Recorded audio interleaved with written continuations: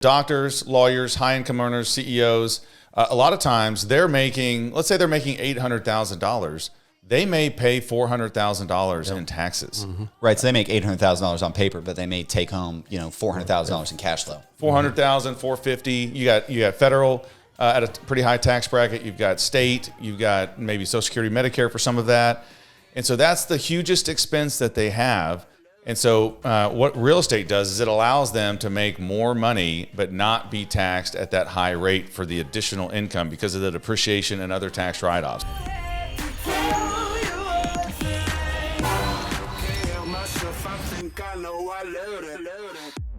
What is up, guys? Welcome back to How to Invest in Commercial Real Estate. We are a commercial real estate investment company called the Criterion Fund, breaking down how to invest in commercial real estate for the everyday person to understand. Today is an exciting episode because we're talking about Tesla. So what does Tesla have to do with investing in real estate, you might ask? Well, Joel is going to tell us. Well, I thought I was trying to come up with a unique idea for the show today, and I wanted to take it back to about a year ago. I'm driving in my car, and I'm listening on the radio, and I had kind of been trying to learn about crypto, and they're like, Tesla announces they're taking $1.5 billion of cash, and they're buying Bitcoin with it. And up until then, I knew Bitcoin was kind of an emerging thing, but I thought, man, this is a little bit risky. And I thought, here's a publicly traded company, one of the world's richest people, taking $1.5 billion and making a bet on Bitcoin. Yeah, and like you said, publicly traded company. So I almost think they didn't get allowed into the S&P 500 because of that, didn't they? I can't remember the details, so I won't comment. But one thing struck me while I was driving is I consider Elon Musk, not only is he now the richest person in the world, but one of the smartest to ever walk around on this ball of dirt. And so what does he know? Because he has a wealth of advisors. They're a huge publicly traded. What does he know that I don't know that he's willing to take that bet? Yeah. And that got me thinking I should learn more about crypto. And I started getting into crypto, and crypto is really risky, and I don't know very much about it, but it piqued my interest of who other big billionaires are taking large bets on crypto, and why are they doing that? They must know something. And so then I just got to think, we run into so many people that have money sitting in the bank, earning $0, but they're kind of afraid of investing it. They don't know what to invest it in. And we can't figure out why they don't see real estate as an avenue or a vehicle for them to invest in. Yeah. It's mind-blowing how people can't trust it. I mean, you take crypto, again, for example, and you have this massive emerging asset class. I think total market cap of cryptocurrencies right now is close to $3 trillion. Yep. So, it gained a lot of popularity really fast. And there's still people out there who aren't investing in traditional forms of investments. And when you take real estate, for example, real estate since inception has been insanely valuable. It's made people money since the beginning of time. They say that 90% of millionaires made their money or have their money in real estate. Yeah. That's a big stat that people should consider, is why is it that all the millionaires, a lot of billionaires, hold a lot of their assets in real estate? Yeah. There must be something to it. Yeah, there's tons of reasons. There's tons of reasons why real estate is an attractive asset class, but mainly for wealthy people, it's a great place to park cash because it gives off these several benefits. It doesn't just make money or keep your money safe, but there's tons of benefits. One massive reason to parking money in real estate is it produces passive cash flow, and then the original money is still there. Mm-hmm. That's huge. That's huge because you're not forced. Let's say you made $1 million. You created this company. Awesome. You sold it. You made $1 million. What are you going to do with that $1 million? Yeah, Brian. So you sold or part of a sale of a company and got a bunch of money, mm-hmm. but that money didn't give you the security to quit your job because it was just in a stock market account or a savings account. That's right. So it was I put most of it in the stock market, but it really wasn't paying my bills, right?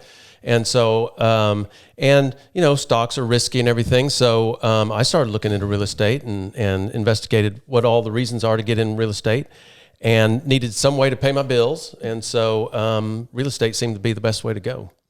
Yeah, because a lot of stocks may be appreciating, but there's, way less stocks that pay out quarterly dividends or annual dividends than real estate. They're pretty low. So usually it's in the, 1%, 2%, 3% range. So that's not enough for my living expenses, right? But yet I could get into real estate, and it looked to me like it was paying off, north of 10% on my money. Well, I looked at the numbers there, and that could let me quit my job and pay, what used to be my W-2 job. Okay, So, number one reason then is passive cash flow. It's huge. And we have probably, Precision Equity probably has almost 20 deals now paying passive cash flow to investors.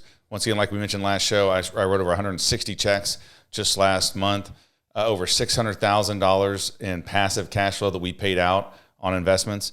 And so that's every quarter. That's not in a year. That's every single quarter we're paying out. And our goal on a deal level is 10 to 20% cash flow. Could be a little lower, could be a little higher.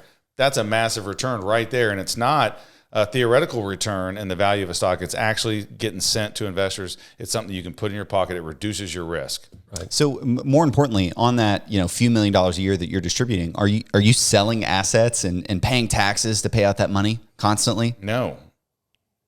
That's beautiful. Yeah, we get to keep the assets and continue to pay the distributions. Yeah. So if you've got Amazon stock, right, and it soared, 20%, which, probably been a minute since it's done that. But to get the unrealized gain that you have, you've got to sell the stock. Mm-hmm. You've got to pay the tax on the sale. Well, and the dividends that you'd get from the stocks, you have to pay taxes on those. Yeah. When I'm not, as opposed to, and I'm not, we won't get into exactly the difference, but the investor may have some tax liability on the distributions we pay. But like you're saying, Braden, they don't have to sell 20% of their stock to get that 20% that it's gone up. Right. The value of the asset is still going up, and you get the distributions, which we'll cover here in a second. Yeah. All right. So number two, I have down appreciation. Okay. And so let's talk about that, because it's not magic. Values go up over time because of things like inflation. Right. And right now we're entering into a very high inflationary period where, because of all the money getting dumped into the market, prices just tend to move upward as the value of the dollar slightly decreases. And so commercial assets that are based on rent and the net operating income is what values those. And if you can, charge a little more rent next year because of inflationary pressure or whatever, that drives this appreciation value. Okay, but let's say, Joel, but appreciation may only be 3%. I'm going to try to do quick math for you on 3%. Let's say you've got $1 million building, and it's going to appreciate 3% in a given year. Mm-hmm. Okay, so what is that? $30,000. Yeah. Okay. All right. So your building went up $30,000. Say, hey, that's $1 million, $30,000. That's not a huge deal. Well, it is. It is because we didn't pay $1 million for it. Right, we got a loan and we only paid in cash $200,000. Let's say 20%. Right. Okay, so now I have 20% is my investment is $200,000, not $1 million. Mm-hmm. So I take that $30,000 and I divide it by my investment of $200,000, and that's a theoretical return of 15% just on appreciation. Mm-hmm. Yep. 15%. Now remember, we're getting cash flow of 10 to 20%. Now we're getting appreciation of about could be 15% versus our initial investment. Yeah. That's huge. That's a good return. It's massive. You can also look at it in just sheer replacement cost. I mean, 50 years ago, how much did it cost to build a building, to build a house? How much were the cost of materials? How much were the cost of labor now? I mean, you can look at it now. If buildings cost, $200-$300 a foot sometimes to build, and 50 years ago, it may have been, half that. So that's driving up the price of older ones because, hey, it cost me so much new that then it increases the value of existing buildings. Yeah. Next one is tax benefits. Yeah. Tax benefits. I mean, yeah. So like we've explained earlier, you can get money out of commercial real estate a bunch of different ways without being taxed. Absolutely legally. Perfectly fine loopholes that they purposely put into commercial real estate so you could get cash flow out of real estate without paying taxes on it, maybe until you sell. It's a very big one, because when billionaires are looking at how to make more money, it's not necessarily how to make more money. It's just maybe how to pay less in taxes. Absolutely. So the advice I give people that are asking me about this, especially high income earners, doctors, lawyers, high income earners, CEOs, a lot of times let's say they're making $800,000. They may pay $400,000 in taxes. Mm-hmm. Right. So they make $800,000 on paper, but they may take home, $400,000 in cash flow. $400,000, $450,000. You got federal at a pretty high tax bracket. You've got state, you've got maybe Social Security, Medicare for some of that. And so that's the hugest expense that they have. And so what real estate does is it allows them to make more money, but not be taxed at that high rate for the additional income because of the depreciation and other tax write-offs. Now, we're not accountants, and we're not going to specifically give advice on this factor, but just the point we want to make is that why millionaires and billionaires invest in real estate is for a lot of reasons, but one of the reasons is how much less you can pay in taxes per dollar earned, even if you're a high income earner. Yeah, and we've talked about the compounding. When you take out the passive income from real estate, you don't have to pay taxes on it, and then you go invest it somewhere else, the tax savings that you don't have to pay is really compounding really quickly. For sure. Yeah, so people recommend 401k accounts as good investments, surely because you invest with pre-tax dollars. Mm-hmm. So, I mean, thinking about taxes is an obvious thing, but there's better ways to have investments that are in a more tax favorable environment. Yeah. It's just a fact. It's your largest, for most people, it could be their largest expense. More than a mortgage. Yeah, more than a mortgage. So reducing that should be a priority, especially for high income earners. It should be a main priority. You should become a tax expert. And you should learn which investments are going to have the most tax leveraged benefits for you. Yeah, let's go back real quick to my example that I was saying before. So if I did just left all my money in the stock market for my living expenses, I would have had to sell every year to get my income, and I would have had to pay taxes on that sale. Well, now I have it coming out of passive income out of real estate tax-free. Yep. Yeah, and the stocks are still in the market appreciating without the need to sell them and pay the tax. Yeah. All right. Next we have is leverage, and really this one gives the benefits, some of these other benefits. Yeah, people may underestimate this one, but this one's huge. Yeah. So you can borrow up to 80, 85, even 90% sometimes of the value of the real estate. That right there should tell you how secure of an investment it is versus other investments. Yeah, if banks are willing to do that, they think it's secure, right? That's right. They can secure. I mean, just think about other assets and say, hey, I want to buy this asset. Who's going to loan me, 90% of it or 80% of it? Yeah. And you're going to get told no. And even if you are like on a business even, you may get 70, 80%, but they're going to want that paid back in 5 years or 10 years. Where real estate, the banks say, hey, you don't have to pay me back. Let's do a 25-year amortization. Let's do a 30-year amortization. Or in the instance of HUD, let's do a 35 or 40-year amortization. And so that is a powerful benefit because it allows you to get more real estate.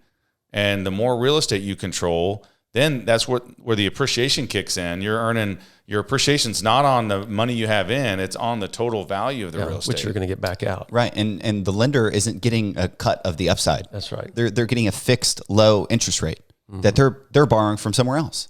And again, just to go back to our example, if you're going to go buy $1 million worth of Tesla stock, $1 million worth of Amazon stock, and you come to me and you say, hey, will you buy me $1.8 million of Tesla stock and I'll give you $1 million? I say, no in hell, man. No way. And you can definitely trade on margin. People love crypto trading because you can go in and put these stop limits and trade, 20, 30, 40, 50% margin of using somebody else's money. And that's a lot. That was a lot compared to the stock market. But in real estate, you can buy, a couple $1 million worth of real estate for way less. Yeah. Like I said, 20% down usually can get you the real estate. And so that's 80% leverage, and you just can't get that in most asset classes. Yeah. Okay, let's see. Next is principal pay down. And I don't know if people really appreciate the power of this because most people equate principal pay down to like the mortgage on their house. Yep. And so they've got a $200,000 mortgage on their house, and they've got a 30-year AM, which is a long AM, and they just never seem, I'm not really paying it off that fast. This isn't a big deal to me. Right. But in commercial real estate, it's super powerful because not only you're not making the payment. Okay, think about that. That's the paradigm shift people have to have here, and I hope they can get it. Is your mortgage you got to pay? Yeah. And so, I'm not paying this down at all, and then I got to pay all this interest. But what if I told you could buy commercial real estate and you wouldn't have to pay the interest, right? You didn't have to pay the principal. Somebody else pays that for you. All you got to do is come up with the down money, and then everybody else takes care of the payment. Yeah. Well, then you'd see that as powerful. And let me give you an example. Just year one of a 25-year amortization payment on a commercial note, okay, is a little over 3% of that mortgage you're going to pay that first year, or the 3% of the value of the property, actually. And so once again, not a big deal, but it is because the tenants are paying that. It's not coming out of your pocket, so it's pure upside for you. Right. So take the 3%, like we did with the appreciation, and put it over the 20% down you have in the asset. That's another potential 15% return on your money. Now, you don't get that in your pocket, but it's absolutely real. We have a portfolio where we have tens of millions of dollars in loans. The tenants are paying those off for me over time. So you can just imagine what's the pay down on $70-80 million of mortgages. What's that pay down every year? Yeah. That's going into our pocket, my investor's pocket, and it's automatic. It's like clockwork. So I think pay down is a huge benefit with commercial real estate, because once again, you're not making that payment, the tenants are, and if you buy well and you have good real estate, then you're getting cash flow on top of that. You're getting appreciation on top of that. Yeah.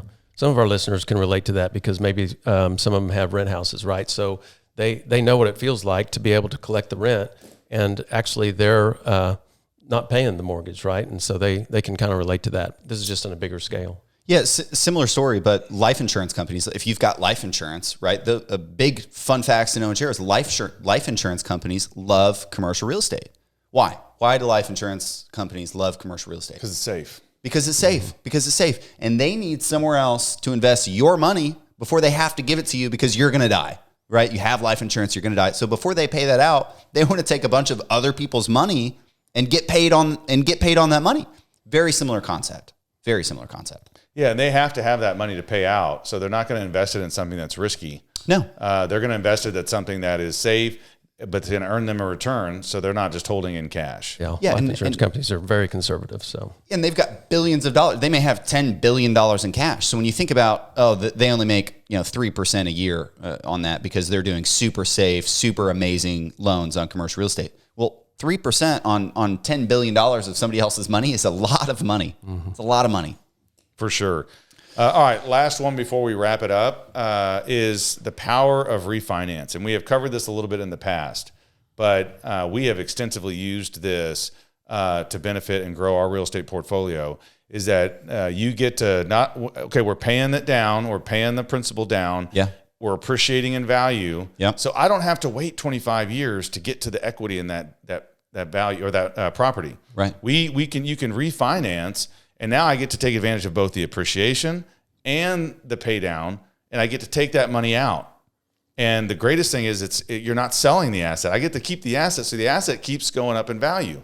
I get a new loan on it, so now I'm paying down a new loan. So I keep all the benefits of the real estate, okay, but I get to put the money in our pocket to go reinvest in a new deal, and it's completely tax-free because it's just loans, proceeds from a loan. Nah, there's no tax-free money. What are you talking about? Yeah, this may be some of the only tax-free money is you go borrow money against a value in real estate, and you get to put it in your pocket tax-free. Similar to your house, you may refinance your mortgage, and you're not paying tax on that because it's not income. It's just a loan. Well, we do that on a scale of millions of dollars of commercial real estate, and so we take that money tax-free.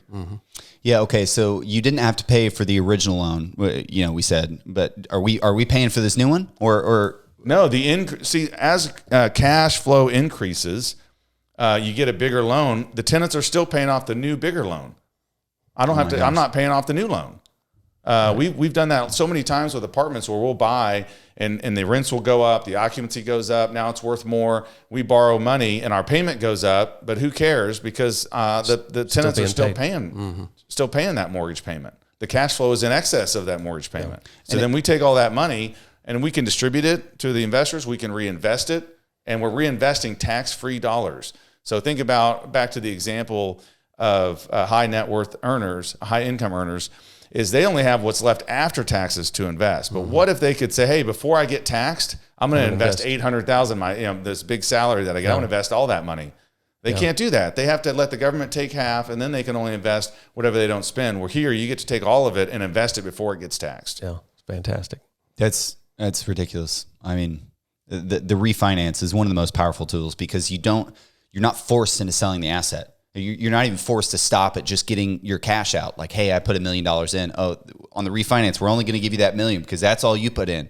a lot of times they don't care. They'll give you way more than your million because the asset they're lending against is still safe enough to where if you default and they have to take it back, they can recuperate their position and probably end up making money off of it. Yep. They're probably hoping you default. Some are. There's so many amazing benefits to invest in commercial real estate. And I still see and talk to so many people who aren't involved in it. But yet you look at Shiba Inu, you look at Dogecoin, and it's got a market cap of like $80 billion. Well, between the two of them, yeah. Yeah, $80 billion. So, yeah, people have decided to invest $80 billion of their hard-earned cash into meme coins. Now, there's an expectation that they might go up in value, but what people should really appreciate is that, yes, but that's still a very risky position, but people are still unsure about getting some of their money invested into real estate. Yeah. They're still, they have money like, hey, what do I do with it? How about some real estate? I don't know. That sounds risky. My money. So what we're trying to get people to realize is there's a reason why the world's richest and most influential people hold a lot of their net worth in real estate. And it's because they don't know they know what you don't know about real estate, and we're trying to educate you. Yeah. So when you want to go to a place to learn how to make money, you should maybe follow people who have made money and are currently making money. And when they're investing in these things, or when 90% of the world's millionaires have been made through in real estate, or when all of this wealth is being held in real estate, you may consider not just looking up for yourself or deciding for yourself, you know what, I decided I'm going to invest in real estate. Have a reason, look into it, develop a thought process of why are all of these people doing it, and try to disprove it. And then maybe that will make your case to invest in it. That's a good point. Yeah, I agree. I hope this was helpful. Real estate, as we think, is one of the most powerful tools. And the last thing I'll say about it is, yes, everything has risk, but the risk reward profile for real estate over the centuries has proven over and over to be a safe bet. There is risk, but the rewards outweigh the risk. The risk is relatively low compared to the gains you can make. Agree. Right. Thanks, everyone, for joining us on this episode of How to Invest in Commercial Real Estate. Tesla. Like and subscribe. That's right. Comment if you've got a question. We'll answer it, and we will be back next week with another episode. Thanks, guys. Thanks.